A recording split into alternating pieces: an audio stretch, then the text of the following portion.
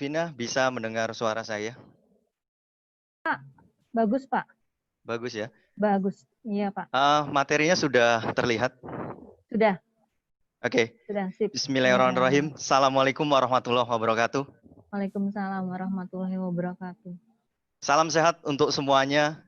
Terutama saya sangat berapresiasi untuk teman-teman sanitarian sebagai garda terdepan dalam penanganan COVID-19. Itu oke banget, saya setuju. Ya. Yap.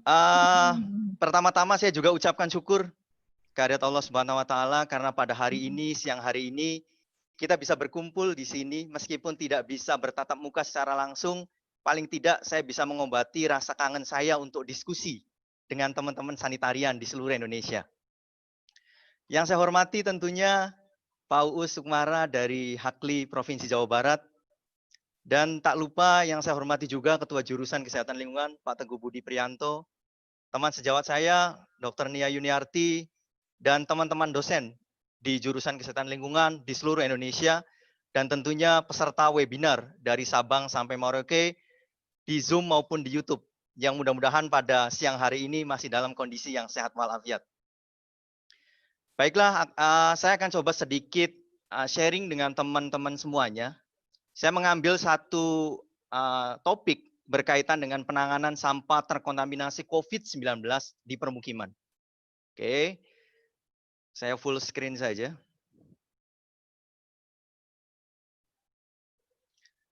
Nah, di dalam topik ini berbicara berkaitan dengan adaptasi kebiasaan baru. Banyak sekali istilah yang kita dengar akhir-akhir ini. Ada new normal, ada kenormalan baru, ada adaptasi kebiasaan baru. Ternyata menurut ahli tata bahasa, itu sulit dipahami ketika masyarakat diberikan arti new normal, diberikan arti kenormalan baru. Ternyata yang paling cocok menggunakan istilah AKB, yakni adaptasi kebiasaan baru. Artinya hampir sama, yakni membuka kembali aktivitas ekonomi, sosial, kegiatan publik secara terbatas dengan tetap menggunakan protokol kesehatan terkait COVID-19. Jadi itu yang menjadi penekanannya, tetap menggunakan protokol kesehatan. Jadi kita bisa beraktivitas asalkan tetap menggunakan protokol itu. Yang perlu kita pahami adalah adaptasi kebiasaan baru bukan berarti kita kembali ke kehidupan normal dan melakukan segala aktivitas yang sama seperti sebelum pandemi. Artinya ada kegiatan-kegiatan yang baru yang harus kita lakukan untuk mencegah COVID-19 ini menginfeksi. Artinya yang pertama seperti penggunaan masker, mencuci tangan pakai sabun, menjaga jarak, dan lain sebagainya. Saya sedikit menyoroti bagaimana penggunaan masker yang ada di lapangan sebelum saya masuk ke materi. Ini cukup menarik dan cocok gitu ya kalau kita sentuh sedikit. Banyak sekali teman-teman kita yang menggunakan masker itu masih turun ke dagu. Ternyata dagu itu merupakan area terekspos dari COVID-19. Nah, ketika kita naikkan kembali ke hidung kita, itu kita sudah terpapar virus sebenarnya karena masker itu sudah terekspos oleh COVID-19. Artinya itu jangan sekali lagi kita jangan sekali meremehkan cara pakai masker. Nah, di sebelah kiri itu sudah sedikit tayangan bagaimana menggunakan masker yang benar. Jadi pakai masker itu masih banyak yang longgar dengan celah di bagian samping. Ada juga pakai masker yang hanya menutupi ujung hidung. Ada juga yang menggunakan masker itu di bawah hidung. Dan juga ada juga biarkan dagu terpapar dan masih banyak lagi. Jadi itulah yang harus kita pahami bagaimana menggunakan masker yang benar. Jadi kencangkan, kaitkan agar masker pas di wajah tanpa celah. Oke. Oke, kita masuk ke sedikit fokus ke materi. Ketika kita berbicara upaya sanitasi dan kita menyentuh di PP 66 2014, ada 3 aspek berkaitan dengan upaya sanitasi lingkungan, yakni aspek penyehatan, pengamanan, dan pengendalian. Nah, saya sedikit menyentuh hanya di aspek pengamanan karena saya hanya membahas bagaimana pengamanan sampah terkontaminasi COVID-19 ya. Nah, lokusnya untuk para sanitarian itu sebenarnya kalau di PP 66 ada 4 lokus, tempat rekreasi, fasum, tempat kerja, dan permukiman. Saya sedikit menyentuh pada aspek permukiman. Nah, ketika berbicara isu limbah terkontaminasi COVID-19, itu banyak sekali isunya. Yang pertama adalah jumlah pasien positif itu semakin meningkat ternyata. Nah, istilah PDP ini sekarang sudah ganti menjadi kasus suspek. Nah, ODP itu diganti menjadi kontak erat. Nah, kondisinya ini terus semakin meningkat. Penyebaran kasusnya hampir di seluruh kabupaten kota di Indonesia, hampir 461 kabupaten kota. Timbulan limbah COVID-nya itu juga akan semakin meningkat tentunya. Ini sangat berimplikasi sekali dengan kondisi yang ada sekarang ini. Lalu keterbatasan fasilitas pengolah daerah yang memang tidak seimbang, dan terakhir ada transporter yang tidak mau mengangkut limbah COVID-19 sehingga menumpuk dalam waktu yang lama. Nah, kita akan ulas. Berapa sih jumlah timbulannya? Ketika kita berbicara limbah medis infeksius, itu di Indonesia memang masih ada selisih. Selisihnya itu ketika timbulannya 294 ton per hari, kapasitasnya dari pihak ketiga itu hanya bisa mengolah 187 dan untuk Fasiankes yang berizin itu hanya bisa mengolah 53. Ketika di total itu masih ada selisih yang tidak bisa diselesaikan, tidak bisa dikelola, sekitar 70,43 ton per hari. Nah, ini kemana gitu ya? Nah, inilah yang menjadi satu permasalahan. Ditambah lagi sekarang ketika sampah terkontaminasi COVID-19 ada di permukiman.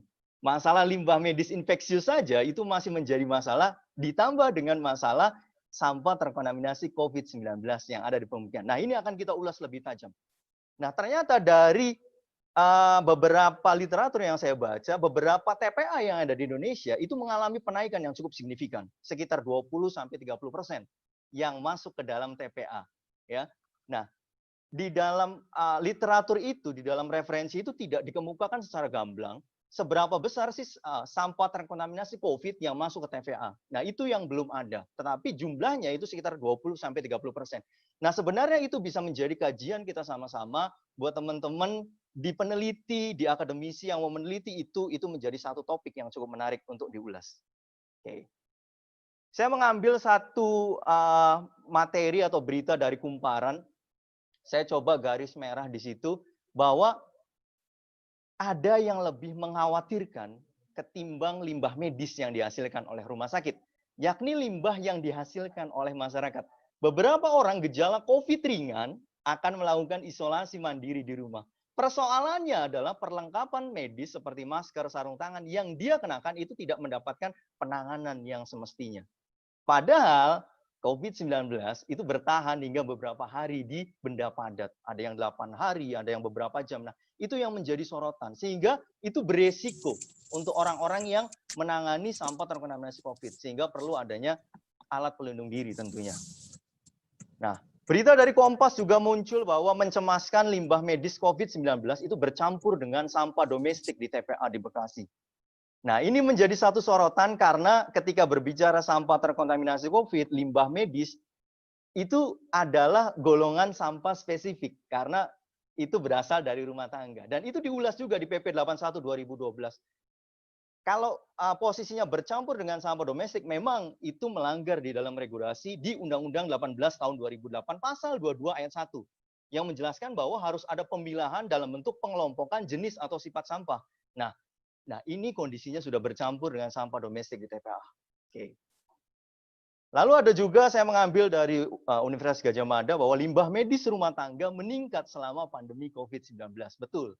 Ya, tadi yang saya kemukakan jumlahnya sekitar 20-30% yang masuk ke TPA.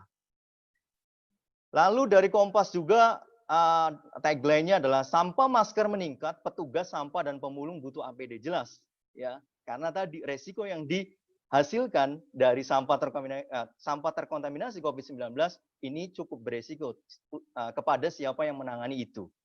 Ada juga ini yang cukup menarik juga di tagline Kompas bahwa limbah virus corona itu lebih banyak masker daripada ubur-ubur di lautan. Nah, ini ya, ini perlu kita cermati sekali lagi. Dan yang terakhir ini dari Lampung Pos, itu limbah medis COVID-19 dikhawatirkan cemari tempat wisata. Ya, jangan sampai yang menjadi pemasukan daerah, devisa negara ini terkontaminasi oleh limbah medis COVID-19.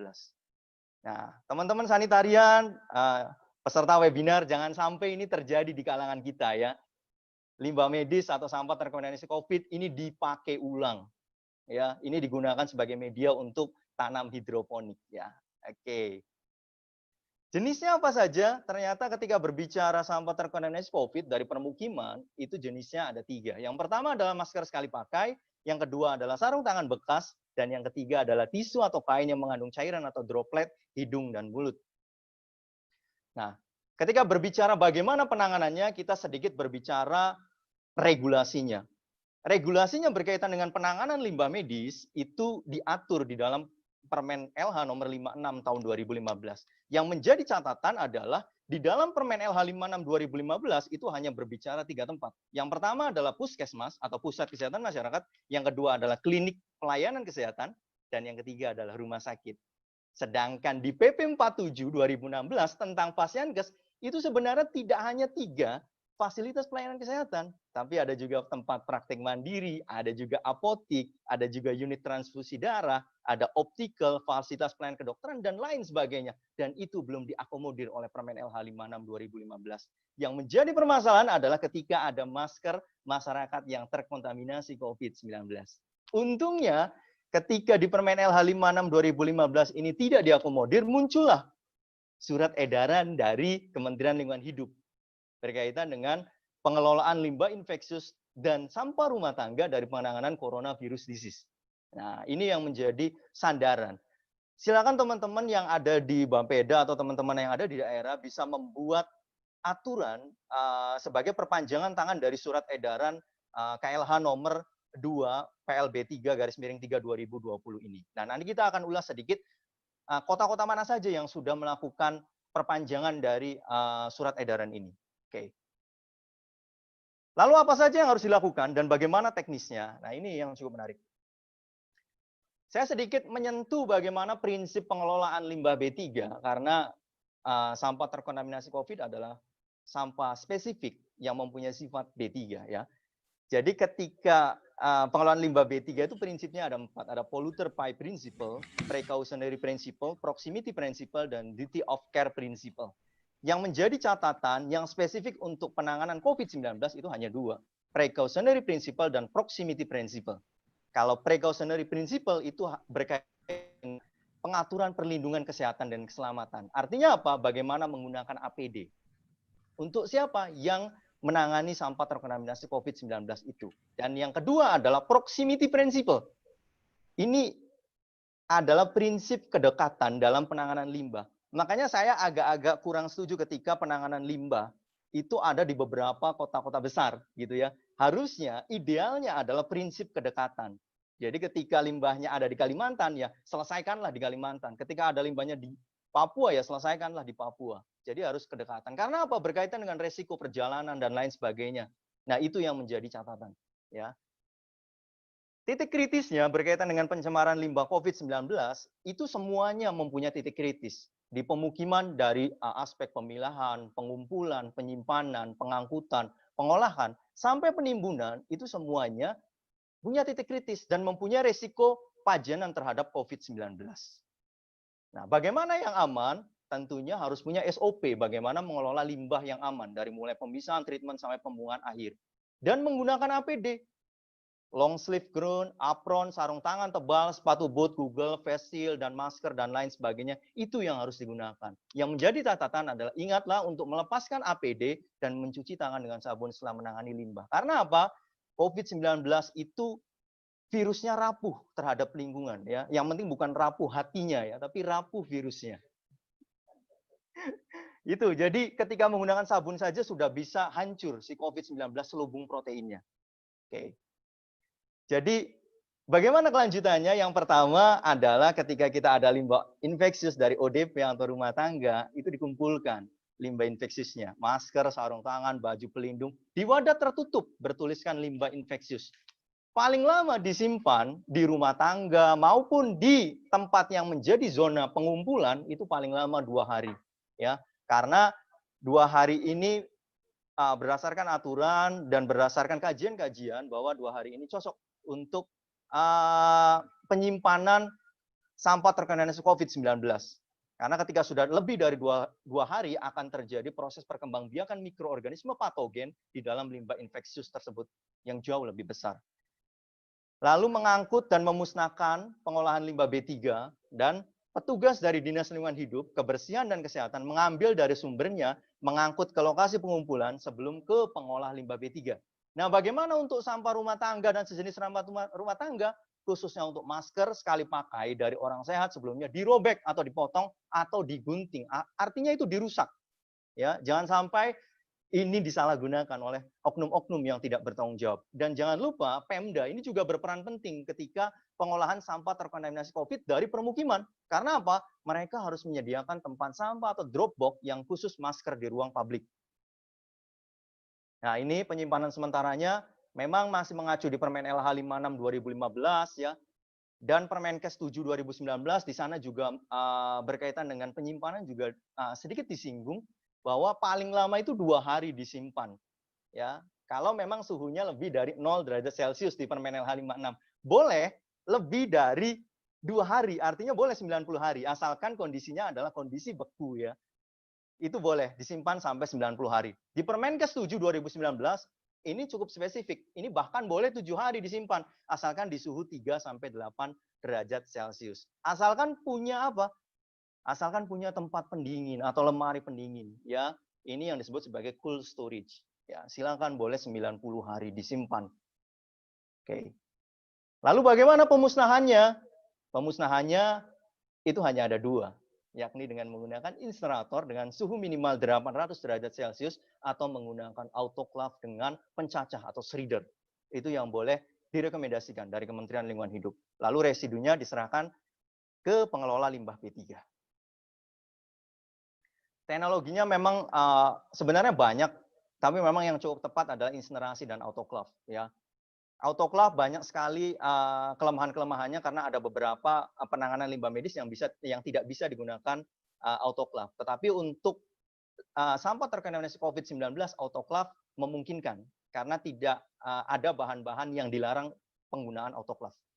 Desinfeksi kimia saya rasa tidak cocok ya.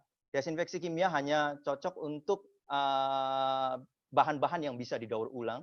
Solidifikasi dan stabilisasi cocok untuk abu dari yang dihasilkan dari proses insinerasi dengan insinerator. Nah, beberapa hal yang menjadi catatan insinerator yang baik itu seperti apa? Yang pertama adalah efisiensi pembakarannya memang sekurang-kurangnya harus 99,90% ya. Temperatur ruang bakar minimalnya harus 800 derajat Celcius. Temperatur ruang bakar kedua ya untuk membakar emisi tadi itu sekitar 1000 derajat Celcius. Lalu memiliki alat pengendali pencemaran udara, bisa wet scrubber atau sejenisnya. Tinggi cerobongnya itu minimal 14 meter atau 1,5 kali bangunan tertinggi dalam radius 50 meter. Itu yang menjadi catatan kenapa proses insinerasi ini masih menjadi masalah dan kadang izinnya agak sulit.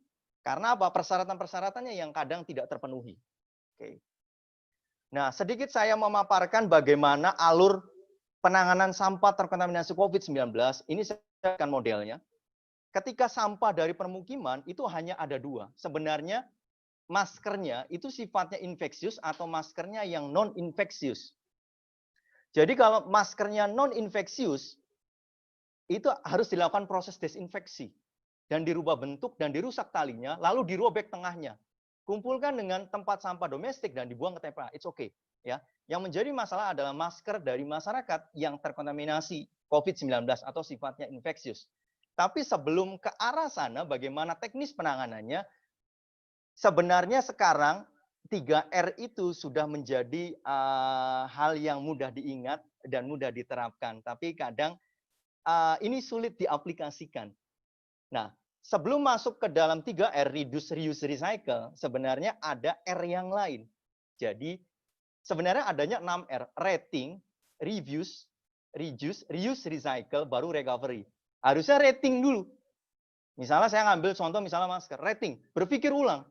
Ketika ada masker, ini akan menjadi sampah nggak sih? Nah, itu yang harusnya dipikirkan ulang. Makanya sekarang ada yang disebut dengan masker yang berbahan dasar kain. Nah, itu juga bisa digunakan, berpikir ulang, rating. Apakah memang maskernya akan menjadi sampah atau tidak? Ketika kita bisa berpikir ulang dan menggunakan bahan yang lain, tentunya bukan menjadi permasalahan. Lalu kedua adalah reviews. Reviews itu adalah penolakan. Kita bisa menolak kok. Reviews itu menolak. Saya nggak mau menggunakan masker sekali pakai atau disposable. Saya pengennya masker yang terus digunakan. Ya, masker kain. Itu reviews. baru reduce, reuse, recycle, baru terakhir adalah recovery. Lalu kita kembali ke masker yang infeksius. Yang pertama harus dilakukan pemilahan dan penyimpanan di rumah tangga. Harus wadah tertutup dan ditulis limbah infeksius. Dan ini disimpan 2 hari. Nah, yang kedua adalah dikumpulkan. Dikumpulkannya itu dengan Dropbox. Dropbox dari limbah medis. Ini bisa disediakan dari Dinas Kebersihan, Dinas Lingkungan Hidup. Makanya peran Pemda itu cukup penting di sini. Ketika itu tidak bisa diambil oleh Dinas Kebersihan atau para petugas kebersihan, itu bisa melakukan self collecting. Jadi bisa mengumpulkan sendiri ke Dropbox itu. Lalu setelah dikumpulkan, disimpan. Lalu setelah disimpan, diangkut, lalu diolah tadi dengan insinerator atau autoclave. Residunya itu diserahkan kepada pihak ketiga. Pengolahannya harus pengolahan yang berbasis wilayah, proximity principle. Nah, itu sebagai model bagaimana alur penanganan sampah terkontaminasi COVID-19 di permukiman. Nah, saya sedikit menyinggung cara membuang masker bekas pakai. Ini yang pertama adalah melepaskan masker melalui bagian tali dari belakang kepala atau telinga. Lalu yang kedua adalah melipatnya sehingga kuman atau dropletnya tidak di bagian ada di bagian lipatan tadi. Lalu yang ketiga adalah desinfeksi masker. Nah, ini yang kadang ini tidak dilakukan. Melakukan proses desinfeksi masker untuk teman-teman yang ODP atau teman-teman yang sebenarnya OTG, orang yang tanpa gejala. Gitu ya. Jangan sampai itu menjadi resiko teman-teman kita yang menangani sampah terkontaminasi COVID gitu ya. Jadi paling nggak kita harus melakukan proses desinfeksi. Ternyata pedoman yang dikeluarkan oleh Kemenkes itu untuk desinfeksi APD itu adalah 3%. Untuk desinfeksi ruangan itu 6%. Nah, desinfeksi APD mudahnya itu adalah kalau 3% sekitar 2 sendok makan untuk 1 liter air. Ya, itu bisa dilakukan oleh teman-teman semua ya. Jadi desinfektannya dengan 2 sendok makan ditambahkan 1 liter air, itu yang paling simpel dilakukan.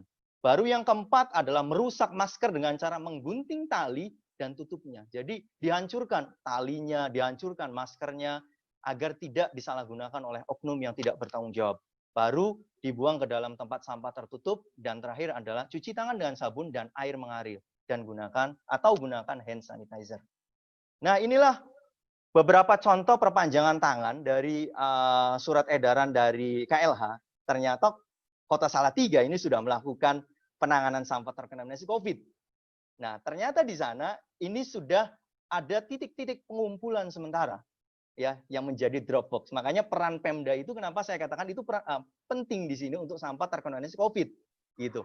Ada yang ditaruh di puskesmas Dropbox-nya, ada di kantor kecamatan, kantor kelurahan, kompleks kelurahan, kompleks perumahan dan lain sebagainya. Nah, itu ya. Nah, saya tertarik dengan di NTB. Ternyata mereka melakukan pemberdayaan terhadap kurang lebih 352 pengemudi roda 3. Ini khusus di Kota Mataram untuk menangani limbah infeksius COVID. Nah, ini yang mereka lakukan. Proses pemberdayaannya adalah memberdayakan pengemudi roda 3 untuk mengangkut sampah terkontaminasi COVID dari permukiman. Itu juga ada. Nah, nanti bagaimana peran dari kota-kota lain kita akan lihat seperti apa. Nah, sebelum menutup, ini sebenarnya yang menjadi tantangan. Saya semalam sedikit membaca satu jurnal dari Science of the Total Environment, itu judulnya The Need for Fully Bio-Based Face Mask to Counter Coronavirus Outbreaks, a Perspective. Nah, ini yang menjadi tantangan dan cukup tertarik. Jadi maskernya ini menggunakan material-material atau bahan organik. Ternyata ini dari produk samping industri lokal, ya. Dan mereka itu menggunakan wet gluten biopolimer atau biopolimer gluten gandum. Wah, ini cukup menarik ya. Dan dia menjelaskan bahwa maskernya itu having equal, jadi hampir sama dan better efisiensi. Jadi bahkan lebih baik dari masker-masker umum yang konvensional. Dia mengklaim itu. Dan ternyata dia membuat elektrospum ke dalam nanofiber membran dan itu dikarbonisasi di suhu 700 derajat Celcius dan ini digunakan untuk media filter di masker. Nah, ini cukup menarik. Tantangannya ini seperti ini. Bisa nggak sih masker dibuat dari bahan organik? Nah, ternyata ini sudah bermunculan kondisi-kondisi seperti ini, ya. Solusinya seperti apa? Ini adalah solusi yang sedikit saya tawarkan. Yang pertama adalah optimalisasi kapasitas pengolahan limbah medis Fasiankes. Jadi melalui surat edaran tadi perlu ada perpanjangan dari regulasi tersebut. Lalu yang kedua, peningkatan peran Pemda. Baik dari Fasiankes untuk masyarakat itu perlu peran Pemda.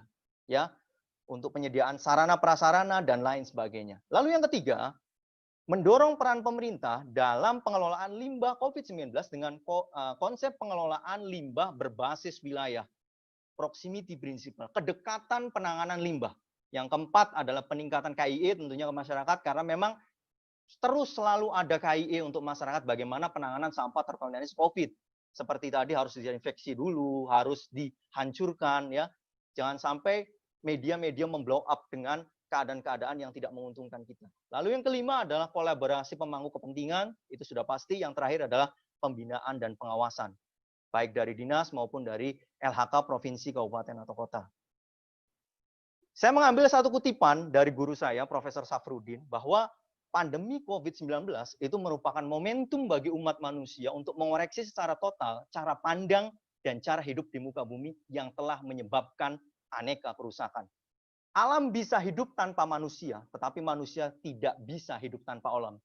Solusi mendasar dari masalah kerusakan lingkungan, termasuk perubahan iklim, adalah perubahan pola pikir dan perilaku manusia. Yang terakhir, jangan menunggu sampai bumi ini rusak, alam mempunyai keterbatasan, dan manusia harus bijak dalam mengelola bumi ini. Terima kasih, semoga pandemi ini segera berakhir, yakin kita bisa. Terima kasih, Assalamualaikum warahmatullahi wabarakatuh. Selanjutnya saya kembalikan lagi ke moderator.